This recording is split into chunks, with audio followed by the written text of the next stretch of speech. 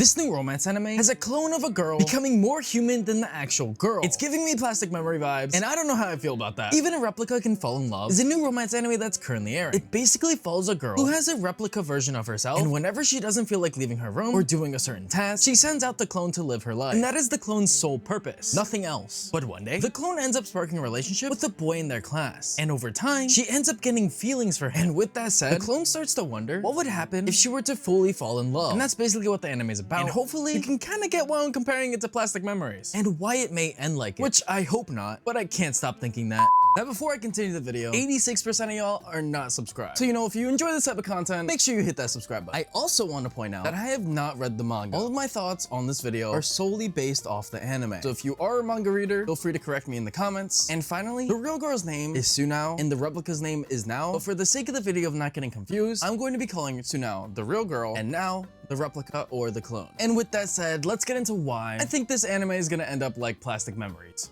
For starters, she is a replica. She's not supposed to harbor separate feelings from the real girl. And at any moment, the real girl can decide that she just doesn't need the clone anymore and just make her disappear forever. And with that, the real girl will never get any of the clone's memories or feelings, leaving the boy completely clueless and sad. And I'm saying that because even though she's a clone, none of her memories and feelings get sent to the real girl. The clone has to tell the real girl everything that happens each day. But the clone, on the other hand, gets all of the real girl's memories and feelings. And let me just say, the real girl really abuses the use of the clone. 90% of her life has basically been lived out by the clone. It has gotten to the point where the real girl is like a soulless entity, sort of how like a clone should be. And the clone is full of life, almost actually human-like now. And with that said, I feel like if the real girl found out what was happening with the clone gaining all these feelings, she would definitely get mad and just make her disappear forever. Which means all of the clone's memories and feelings would all just go away. Just like what happens in Plastic Memories if you've ever watched it. And who knows, the real girl could even possibly make another replica with zero memories and feelings from the other replica, which would make it even more like Plastic Memories. And I don't know if I'm ready for that.